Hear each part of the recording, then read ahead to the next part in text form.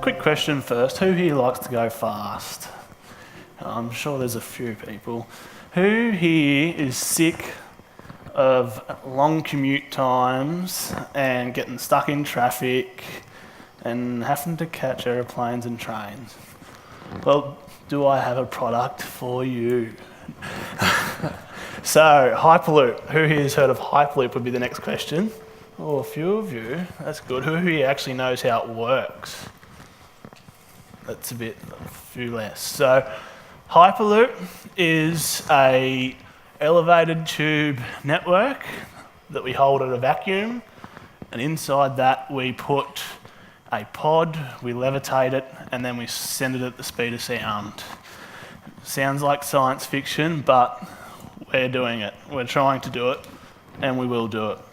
So a lot of people always say, why can't we disused high-speed rail or planes and all that sort of stuff? And I always go back to a Henry Ford quote, which is, if I had asked the people what they wanted, they would have said faster horses.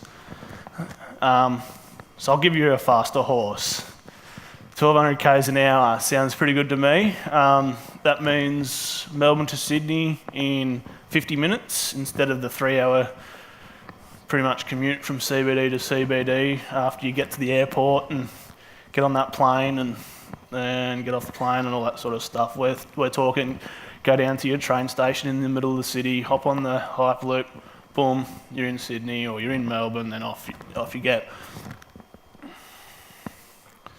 So this shows you some of the transit times.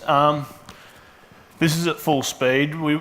It's most likely you won't be able to keep up the 1200 k's an hour at all times, but if you can, this is what you can do. So this adds up to a total of, I think it's just a bit under 50 minutes between Sydney and Melbourne, but it opens up all these cities. This means you can stop at all these. It's around 900,000 people that live between Melbourne and Sydney in these little rural areas. Well, some of them aren't so little, like Canberra and Wollongong, but I'm from around the Albury-Wodonga area, and it means I'd be able to get to Melbourne or Sydney within 30 minutes instead of the 4-hour journey that I have to travel right now.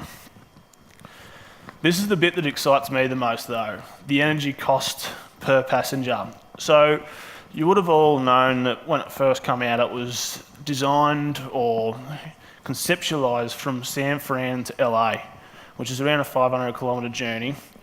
And this is how much energy you'd use per person. So you can see Hyperloop's a fair bit less than everyone else, every other transportation system. This is on the original white paper that was released. It probably will be a bit higher than that, but not a lot. And the reason this is like that is because this vacuum technology, it takes away all the air resistance within the tube, so you don't get those forces like a plane or a high-speed rail has.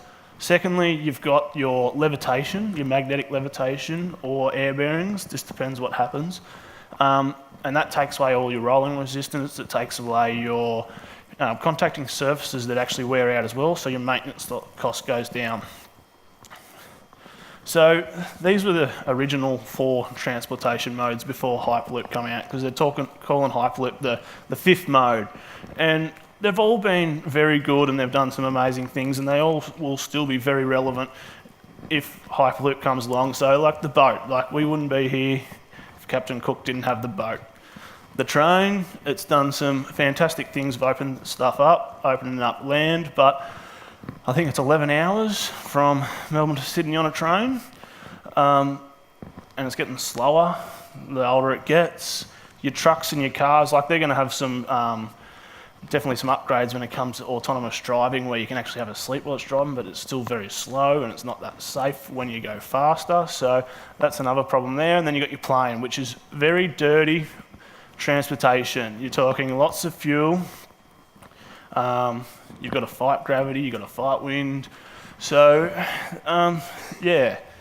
And that's where Hyperloop's amazing. So I'd like to say it was my idea, but it was actually this guy's idea. And we all know who Elon Musk is, don't we? Put up your hands if you know who Elon Musk is, please. Yeah, everyone. So SpaceX, Tesla, PayPal, OpenAI, Solar Cities, pretty much whatever he puts his name to, you can pretty much guarantee it's going to work. So Don't know why that is. He must just either works really hard, but he's pretty busy with what he's doing. So when he released Hyperloop and come up with the idea and told the world in 2013 about it, he said, you know, I'm a little bit busy at the moment. I've got companies like SpaceX where I'm trying to land rockets and successfully landing rockets and sending people to Mars, or going to try and send people to Mars. So a couple other companies come up and they started developing it. And then last year, his company SpaceX went, we'll start a competition. So the Hyperloop pod competition. 1,700 original entries applied to be in that. We were one of them, Vic Hyper. And we got through the first round, which from the 1,700 dwindled down to 350. Then we got through the next round, which went down to 130, and we presented our designs in Texas in January. And we were lucky enough to win the Technical Excellence Award for the best braking system. So, pretty big one. You want to be able to stop when you're going that fast. The end of the tube comes up quite quickly. So we were happy with that, and we were even happier that, like, I was a bit worried when I saw who we were up against. Like MIT and Stanford were both in the braking part, and we beat them. It was good. MIT won all up. Thank you. So yeah, MIT won the whole competition up, the full design, but then we went through to the final round where we actually have to build a prototype.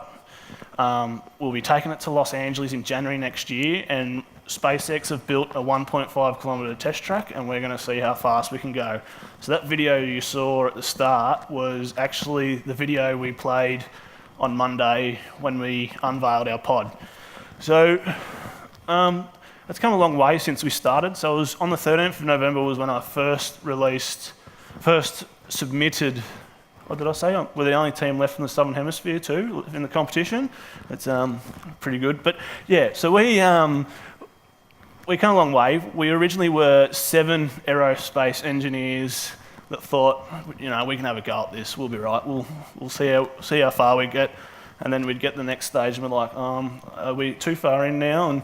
And then I remember sending, when we got accepted to go through the final round, to our supervisor, we're through, and he just went, well, looks like we're in a bit of strife now. And he was right. It's been a big journey. So from the 7, we're now, this is most of the team, we're now up to 30 team members across multiple disciplines, aerospace, electrical, and mechanical, mechatronics. We thought we'd bring electrical on because part of the braking system was very, very electrical. It's actually magnetic braking, and we got home and we're like, we've got to try and build this now, so we better actually get some expertise. And that's been fantastic. And then we've got graphic design, industrial design. We're doing a lot of stuff with virtual reality to actually show what we're doing and show what the future will look like. Because you tell people Hyperloop and they have no idea what we're talking about. It doesn't matter how much you explain, so a bit of virtual reality helps out a lot. And then we've got the PR and comms. And they've been fantastic. Like, the media we've got over the last few weeks has been incredible. So we're taking our Aussie spirit to the finals, and I don't think MIT would be taking their pod around on the back of a ute like we are.